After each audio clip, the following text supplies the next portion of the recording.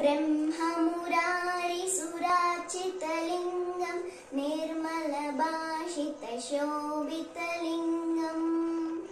जन्मजदुःखविनाशनलिङ्गं तत्प्रणमामि सदा शिवलिङ्गम्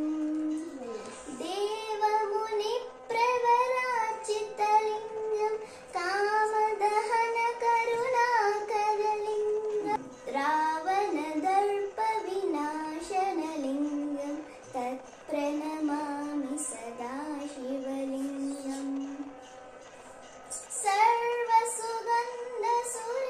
सर्वसुगन्धसुलेपितलिङ्गं बुद्धिविवर्धनकारणलिङ्गं सिद्धसुरासुरवन्दितलिङ्गं तत्प्रणमामि सदा शिवलिङ्गम् कनकमहामणिभूषितलिङ्गं फणिपतिवेष्टितशोभितलिङ्गम् दक्षसुयज्ञविनाशनलिङ्गं तत्प्रणमामि सदा शिवलिङ्गम्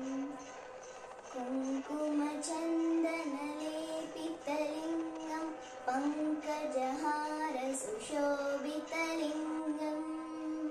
सञ्चितपापविनाशनलिङ्गं तत्प्रणमामि सदा शिवलिङ्गम्